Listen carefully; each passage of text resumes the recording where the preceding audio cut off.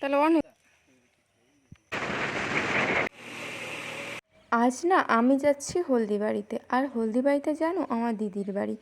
তো আজকে আমার জিজুকে দেখতে যাচ্ছি, কারণ আমার জিজুর শরীরটা একদমই ভালো ছিল না। প্রায় 1 থেকে 1.5 মাস ধরে আমার জিজুকে দিল্লি, বেঙ্গালুরু, হায়দ্রাবাদে থাকতে হয়েছে, কারণ আমার জিজুর একটা অপারেশন হয়েছে বড়। তো রোজই যেন ভগবানের কাছে একটাই প্রার্থনা থাকে, যেন জিজু তাড়াতাড়ি তাড়াতাড়ি সুস্থ হয়ে যাক। তো হে এভরিওয়ান, আমি মৌ, আমার নতুন একটি ভিডিওতে তোমাদের অনেক ওয়েলকাম। আর যেদিন ভিডিওটা করছি সেদিন ছিল রবিবার। তো সকালবেলা ঘুম থেকে উঠে আগেই চান টান করে নিয়ে আমি চলে গিয়েছিলাম ঠাকুর ঘরে।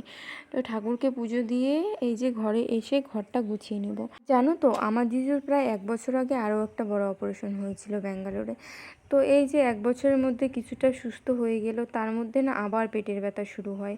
প্রথমে তো অনেক ধরাই পড়ছিল না কি হয়েছে। দিল্লিতে এই 10-15 দিন থেকে এসেছিল, ওখান থেকে বাড়ি আসার পরে না আবার প্রবলেম হয়েছে। তারপরে আবার গিয়েছিল হায়দ্রাবাদ। তো হায়দ্রাবাদেও সেরকম চিকিৎসা কিছু হয়নি। তারপরে না আবার বেঙ্গালুরুতে এসে চিকিৎসা করে এখন অপারেশন হয়ে বাড়িতে এসেছে, এখন কিছুটা সুস্থ আছে। তাই জিজুকে দেখতে গিয়েছিলাম জানো। আর দেখে আমার জিজুকে এতটাই কষ্ট হয়েছিল আর কি বলবো। তো যাই হোক, আমার দেখো কথা বলতে বলতে ঘর গুছিয়ে টুছিয়ে এসে পড়লাম রান্নাঘরে। তো রান্নাঘর তো করে নিতে হবে, কারণ বউ মেয়ে বলে তো আরেক কথা, আর বউ হলে আরেক কথা, তাই না? আগে সংসারের কাজ করে তারপরেই বাইরে যেতে হয়। তো যাই হোক, আমি ঝটপট রান্না করে নিই, চলুন। আর আজকে সকাল এই 8:30টার দিকেই ভাত বসিয়ে দিয়েছিল মা। তারপর আমি পুজো টুজো দিয়ে ঘর গুছিয়ে এসে পড়েছিলাম রান্নাঘরে। আর আজকে রান্না করছিলাম বেগুন ভাজি, পাট শাক, আর হচ্ছে কচুরলতি। তো এগুলো দিয়েই খাওয়া হয়ে যাবে, পরে এসে না হয় আরেকবার রান্না করতে হবে। তো যাই হোক, এগুলো দিয়ে রান্না করেছিলাম। আর এই 10টার মধ্যে আমার রান্নাবান্না কমপ্লিট হয়ে গেছিলো। কারণ হচ্ছে কি, আমাদের ধূপগুড়ি থেকে হলদিবাড়ি প্রায় অনেকটাই দূরে। তো যেহেতু আমরা যাব এত দূরের রাস্তা, আবার বাড়িও ফিরবো, সেজন্য একটু তাড়াতাড়ি করারই চেষ্টা করেছিলাম। তো আমার রান্নাবান্না সেরে নিয়ে মা আর আমার বরকে খাওয়া বসিয়ে দিয়ে আমি ঘরে এসে একটু চুল শুকোচ্ছিলাম, কারণ সকালে চান করে এই যে তাড়াহুড়ো, আবার এতটা গরম দিচ্ছে না এই কিছুদিন ধরে। তো এই যে চুলটা শুকিয়ে নিয়ে আমিও খাওয়া দাওয়া করে রেডি হয়ে পড়েছিলাম। আর তখন আমরা বেরোতে বেরোতে প্রায় 12টা বেজে গিয়েছিল। আর জানো তো এত প্রচণ্ড পরিমাণে রৌদ্র যে কীভাবে আমরা যাব সেটাই চিন্তা করছিলাম। আর যেহেতু আমার বেশি একটা চেনা জানা নাই, তাই ধূপগুড়ির থেকেই যা যা নেওয়ার নিয়ে নিয়েছিলাম। তো প্রথমে ভেবেছিলাম আমার জিজুর তো আবার মিষ্টি খেলে প্রবলেম, তাই ফল জিজুর জন্য নিয়েছিলাম কিছু, আর কিছুটা মিষ্টি নিয়েছিলাম বাড়ির জন্য। তারপরে এই যে বের হয়ে পড়লাম, আর ওয়েদারটা দেখেই বুঝতে পারছো যে কতটা রৌদ্র। তো যাই হোক, কথা বলতে বলতে আমরা কিন্তু প্রায় অনেকটাই এসে পড়েছিলাম। আর আমরা না হলদিবাড়ি যাচ্ছিলাম মেঘলিগঞ্জ হয়ে। জলপাইগুড়ি হয়ে গেলে কি হয়, আমাদের এদিকে একটু দূরেই পড়ে যায়, এই আধা ঘন্টার মতো, তাই আমরা এই মেঘলিগঞ্জ হয়েই যাচ্ছিলাম।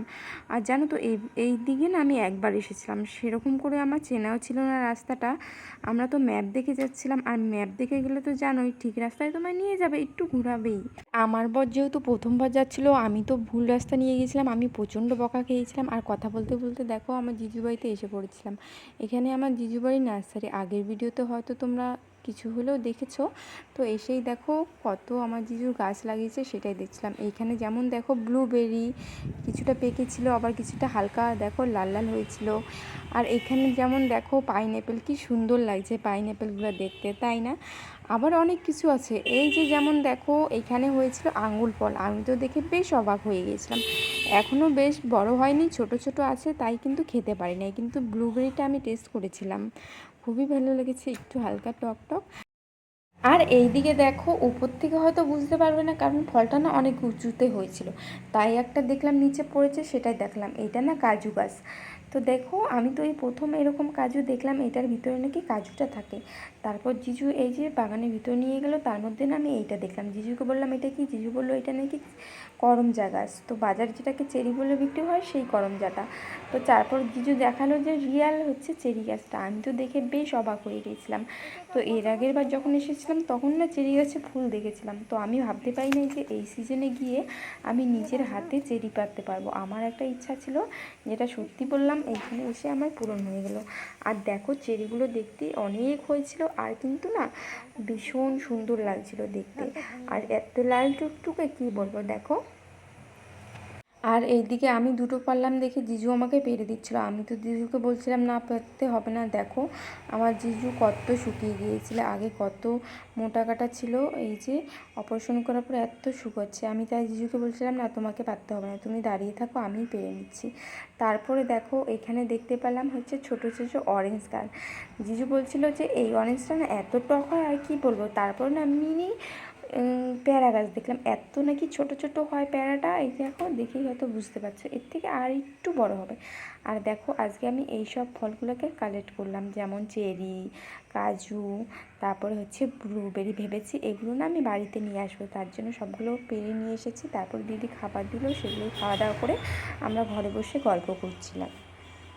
আর 1 ঘন্টা পর রেস্ট নেওয়ার পর আমরা বের হয়ে পড়েছিলাম। আরও অনেক কিছু গাছ ছিল, সেগুলো অন্য না হয় কোনো ভিডিওতে দেখিয়ে দেবো, কারণ জিজুর শরীর ভালো না যেহেতু আমরা বেশিক্ষণ ঘোরাঘুরিও করিনি। এই যে খাওয়া দাওয়া রেস্ট নিয়ে বের হয়ে পড়লাম। তো আজকের ভিডিওটা এখানেই শেষ করছি, আবার দেখা হবে নেক্সট কোনো ভিডিওতে। সবাই ভালো থেকো, টাটা।